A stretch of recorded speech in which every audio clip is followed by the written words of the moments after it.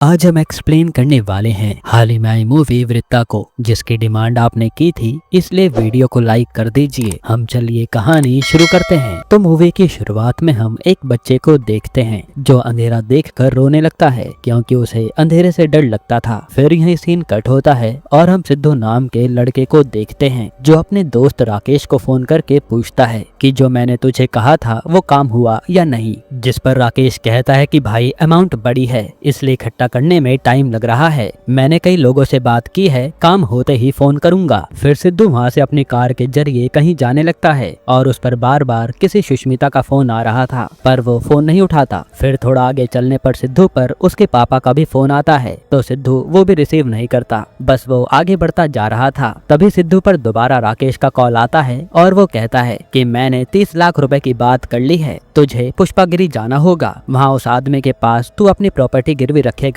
तो पैसे मिल जाएंगे। इस पर सिद्धू मान जाता है। फिर थोड़ा आगे जाते ही सिद्धू को एक जगह भीड़ खड़ी दिखती है और एक लड़का उसकी कार रोकने की कोशिश करता है कि एम्बुलेंस आने में देर हो जाएगी, आप प्लीज हमारी मदद कीजिए। पर सिद्धू को तो पैसे लेने जाना था इसलिए वो कार रोकता नहीं और आगे बढ़ जाता है। फिर थोड़ी देर में उस पर सुष्मिता का फोन आता है जो कहती है कि फोन क्यों नहीं उठा रहे थे, तो सिद्धू कहता है कि मन नहीं था। तब इनकी बातों से हमें पता चलता है कि सुष्मिता और सिद्धू एक पार्टी में मिले थे और सुष्मिता सिद्धू को पसंद करने लगी थी इसलिए वो अक्सर उससे मिला करती थी। जिसके बाद एक रात ये इंटीमेट हो गए और अब सुष्मिता प्रेग्नेंट है। यहाँ सिद्धू कह रहा होता है कि तुम बेबी को अबॉर्ट कर दो, हमारा कुछ हो नहीं सकता और मुझे अब इसके बारे में कोई बात नहीं करनी। जिस पर सुष्मिता मना करती है कि मैं ऐसा कुछ नहीं करूंगी और फिर वो रोते हुए गुस्से में फोन काट देती है। अब थोड़ा आगे जाते समय सिद्धू को अपना पास्ट याद आता है जहाँ सिद्धू अपनी लवर प्रिया के साथ जा रहा था। तब प्रिया सिद्धू से एक ट्रिप पर जाने की परमिशन मांग रही होती है जिसमें उसका दोस्त रिची भी आएगा, लेकिन सिद्धू कहता है कि मुझे रिची की नियत शुरू से ही अच्छी नहीं लगती, तुम मत जाओ। पर प्रिया सिद्धू को मनाने लगती है कि रिची से मेरा कुछ भी नहीं है, वो बस मेरा दोस्त है। तब सिद्धू भी मान जाता है। फिर ये एक जगह रुक कर किस करने लगते हैं। अब सीन प्रेजेंट में आता है और सिद्धू अपनी कार में फ्यूल डलवाता है। तभी वो देखता है कि एक वैन उसका पीछा कर रही है पर सिद्धू इस बात पर ज्यादा ध्यान नहीं देता और आगे बढ़ जाता है। फिर सिद्धू पर उसकी बहन का फोन आता है जो कहती है कि भैया तुम कहाँ हो, तो सिद्धू कहता है कि मैं काम के सिलसिले में बाहर आया हूँ, कल शाम को लौटूंगा। इस पर उसकी बहन कहती है कि तुम भी घूमने निकल गए और पापा मम्मी भी घूमने निकले हैं, मैं ही घर में अकेली हूँ। तो सिद्धू कहता है कि कोई बात नहीं, मम्मी पापा जल्द ही घर में आ जाएंगे। ये कहकर वो फोन काट देता है। इसके बाद सिद्धू के पीछे वो वैन वाले लोग दोबारा आने लगते हैं तो डर के मारे सिद्धू भाग जाता है। फिर वो आगे जाकर रुकता है तो वैन उसके सामने से निकल जाती है जिससे सिद्धू को चैन की सांस आती है कि कोई दिक्कत नहीं है, ये उसका बस भ्रम था। फिर थोड़ा आगे जाने के बाद सिद्धू सिगरेट पीने के लिए एक दुकान पर आता है। तभी सिद्धू पर किसी का फोन आता है जो कहता है कि मेरे पैसे तू कब वापस करेगा, मैं अपने पैसे लेने के लिए तेरे घर के बाहर खड़ा हूँ और वहाँ तेरी बहन है। ये सुनकर सिद्धू कहता है कि मेरे घर से चले जाओ, मैं तुम्हारे पैसे जल्दी लौटा दूंगा। लेकिन ये आदमी तो सिद्धू को गाली देने लगता है तो सिद्धू भी उसे सुनाकर फोन काट देता है। इनकी बातों से साफ था कि सिद्धू ने इन लोगों से कोई मोटी अमाउंट उधार ली है जिसे वो भर नहीं पाया, इसलिए अपने हिस्से की प्रॉपर्टी गिरवी रखकर वो पैसों का इंतजाम कर रहा है और अब तक उसने थोड़ा बहुत पैसा जमा कर लिया है। फिर यहाँ चाय वाले से वो कहता है कि आगे का रास्ता ठीक तो है ना, जिस पर चाय वाला बताता है कि गाड़ी संभाल के चलाना, गड़बड़ तो मिलेगी ही। जिसके बाद सिद्धू पुष्पागिरी के लिए निकल जाता है। अब यहाँ से सीन पास्ट में जाता है जहाँ हम देखते हैं कि सिद्धू वही लड़का है जिसे हमने मूवी की स्टार्टिंग में देखा था और वो अंधेरे से डरता है। फिर आज सिद्धू पैसों का इंतजाम करने ही निकल रहा होता है क्योंकि उधार देने वाले आदमी का उस पर बार बार फोन आ रहा था। हालांकि सिद्धू के पापा के पास पैसे तो थे पर सिद्धू उनसे पैसे मांग नहीं सकता क्योंकि वो आए दिन सिद्धू को बेरोजगार होने का ताना मारते हैं और हो सकता है कि सिद्धू ने कोई बिजनेस करने के लिए पैसे लिए होंगे पर वो फेल हो गया, इसलिए वो अब किसी तरह प्रॉपर्टी गिरवी रख कर पैसे भरना चाह रहा है। फिर यहाँ सिद्धू की माँ उसे बताती है कि मैंने नया नंबर लिया है तो उसे सेव कर लेना। ये सुनकर सिद्धू चला जाता है क्योंकि उसके दिमाग में तो पैसों की टेंशन चल रही थी। अब सीन प्रेजेंट में आता है और सिद्धू पर फिर से सुष्मिता का फोन आता है जो कहती है कि मैंने बहुत सोचा पर मैं तुमसे प्यार करती हूँ। तब सिद्धू कहता है कि मेरी बात समझो,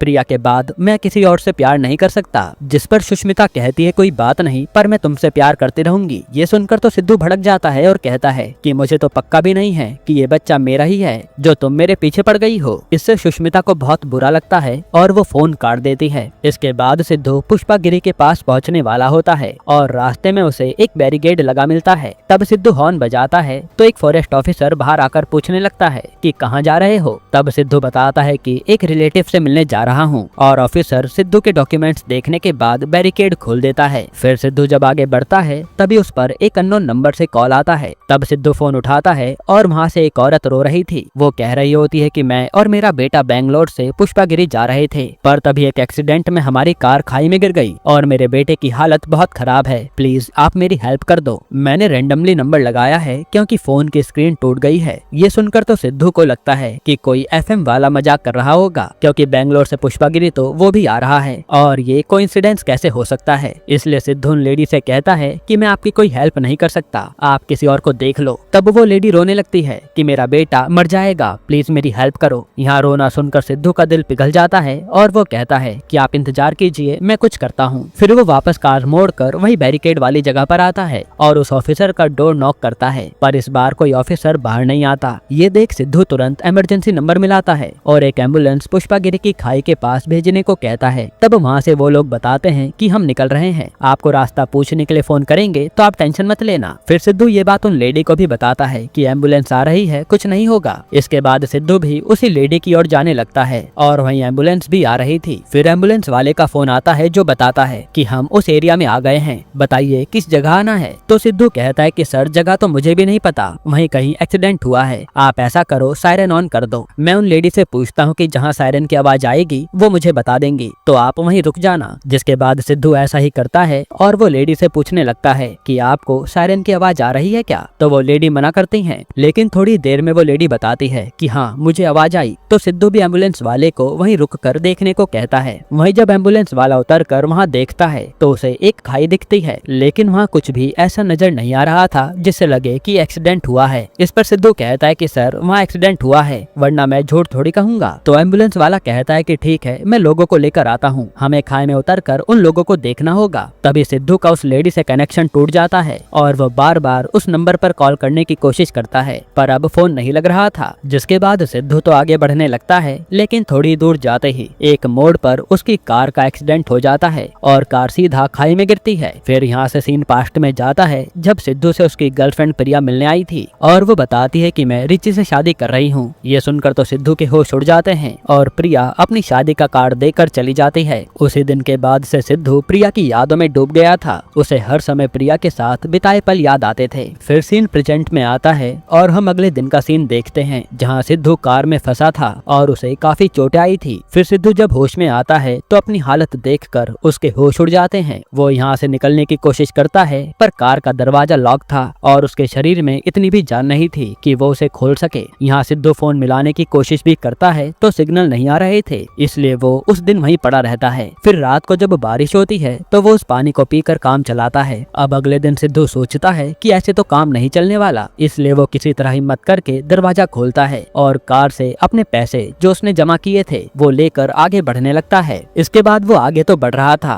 पर उसे समझ नहीं आता कि जाना कहाँ है। इसी दौरान उसे एक नदी मिलती है तो वो उसमें नहाने लगता है। फिर जब रात होती है तो सिद्धू को ठंड लगने लगती है, लेकिन यहाँ की लकड़ियाँ गीली थी और सिद्धू से ठंड बर्दाश्त नहीं हो रही थी। ऐसे में बचने के लिए सिद्धू अपने पास रखे नोटों को लकड़ी के साथ जलाने लगता है, जिससे उसे थोड़ी राहत मिलती है। और सिद्धू की अंतरात्मा उसे कोस रही थी कि जिस पैसे के लिए इतना कुछ हो गया और तो हमेशा इसे जोड़ता रहा, आज अपने हाथों से इसे जला रहा है। अब यहाँ से सीन पास्ट में जाता है जहाँ प्रिया के जाने के बाद सिद्धू नशे में डूब चुका था और उसी दौरान सुष्मिता उसकी जिंदगी में आई थी। अब सीन प्रेजेंट में आता है और सिद्धू ने 1 बैग रुपए जला दिए थे, जिसके बाद वो आगे बढ़ रहा था। फिर थोड़ा आगे चलने पर सिद्धू के फोन पर सिग्नल आते हैं और वहाँ सुष्मिता के वॉइस मैसेज आए थे। उसमें वो कह रही थी कि तुम चाहे कितना भी गुस्सा कर लो, पर मैं तुमसे प्यार करती हूँ और अब अगर तुम्हें ये बच्चा नहीं चाहिए तो कोई दिक्कत नहीं है, इसे मैं जन्म दूंगी और अकेले पालूंगी। ये सुनकर सिद्धू रोने लगता है। इसके बाद सिद्धू आगे बढ़ता है और एक दिन पूरा ऐसे ही निकल जाता है। यहाँ तक कि रात को सिद्धू को किसी बाघ की आवाज आती है और इससे उसकी हालत खराब हो जाती है। फिर सीन दोबारा पास्ट में जाता है जहाँ हम देखते हैं कि नशा कर करके सिद्धू की हालत इतनी खराब हो गई थी कि उसे पैनिक अटैक आते थे और हमेशा सिद्धू की माँ उसे संभालती थी। इसके बाद जब सिद्धू को भूख लगती है तो वो ऐसे ही पौधों को खाने लगता है और आज रात तड़पते तड़पते वहीं निकाल देता है, क्योंकि जो एक और बैग पैसा उसके पास बचा था वो उसके काम नहीं आ रहा था। फिर अगले दिन सिद्धू आगे बढ़ता है और वो पूरा थक चुका था, जिसके बाद उसे आइडिया आता है और वो अपने पास रखे दूसरे पैसे के बैग से नोट निकालकर हर पेड़ पर लगाने लगता है ताकि यहाँ कोई पैसे उसके पीछे आए तो उस तक पहुंच जाए। और अब सिद्धू के मन से पैसों का मोह बिल्कुल खत्म हो चुका था। फिर जब सिद्धू आगे बढ़ता है तो वो देखता है कि उसकी कार तो उसी के सामने है, यानी वो भटकता भटकता वापस उसी जगह आ गया जहाँ से उसने शुरुआत की थी। ये देखकर वो खूब रोता है और कार के पास जाकर बैठ जाता है। तभी वहाँ एक एम्बुलेंस वाला आता है जो लोगों के साथ खाई की ओर बढ़ रहा था। वहीं सिद्धू ने देखकर अपनी कार का हॉर्न बजाता है और फिर वो बेहोश हो जाता है। तब एम्बुलेंस वाले ने उसे देख लिया था। फिर थोड़े समय में सिद्धू की आंख हॉस्पिटल में खुलती है जहाँ सुष्मिता उसका ख्याल रख रही थी। तब सिद्धू उसे देखकर कहता है कि मेरी आंखें खुल गई, मुझे लगता था कि पैसा सब कुछ है पर इस हादसे ने मुझे सच्चाई दिखा दी। फिर वो सुष्मिता से माफी मांगता है कि मैं तुम्हारे प्यार को समझ नहीं पाया। प्रिया के जाने के बाद मैं बिल्कुल अकेला पड़ गया था, पर अब मुझे तुम्हारी अहमियत समझ आ गई है। तभी वहाँ एम्बुलेंस वाला आता है जिसने उसे बचाया था और वो कहता है कि हमने आपको तो बचा लिया पर आपके साथ जो औरत थी हम उन्हें नहीं बचा पाए। आपने तो फोन करके कहा था ना कि उस जगह कार खाई में गिरी है, पर जब मैं वहाँ गया तो वहाँ कोई एक्सीडेंट के निशान नहीं थे, इसलिए मुझे लगा कि खाई में जाकर देखना चाहिए और फिर मैं लोगों को बुलाने चला गया। फिर जब मैं वापस लौटा तो वहाँ सच में एक्सीडेंट हो रखा था, जो देखकर मेरे होश उड़ गए और उसी जगह मैंने आपको देखा। ये सब जानकर तो सिद्धू के होश उड़ जाते हैं और वो अपना फोन चेक करने लगता है जिससे उसे उस लेडी का फोन आया था। फिर वो उसी नंबर पर फोन करता है तो वो फोन सिद्धू के पापा उठाते हैं, जो जानकर सिद्धू हैरान था। फिर सिद्धू अपने पापा से पूछता है कि ये नंबर किसका है। उसके पापा बताते हैं कि ये तेरी माँ का नया नंबर है और सिद्धू को याद आता है कि हाँ, माँ ने बताया था कि उन्होंने नया नंबर ले लिया। जिसके बाद सिद्धू के पापा कहते हैं कि बेटा तेरी माँ अब इस दुनिया में नहीं रही, क्योंकि जब हम मंदिर से लौट रहे थे तो हमारा एक्सीडेंट हुआ था और हॉस्पिटल लेट पहुंचने के कारण माँ बच नहीं पाई। ये सुनकर तो सिद्धू टूट जाता है। अब यहाँ से सिद्धू अपना दिमाग चलाता है तो उसे याद आता है कि उन लेडी की आवाज मेरी माँ से ही मिल रही थी और रिवील होता है कि सिद्धू को जब वो लड़का एक्सीडेंट वाले लोगों की मदद करने को कह रहा था और सिद्धू आगे बढ़ गया था, तब यहाँ सिद्धू के पापा मम्मी का ही एक्सीडेंट हुआ था। जो टाइम से हॉस्पिटल पहुँचते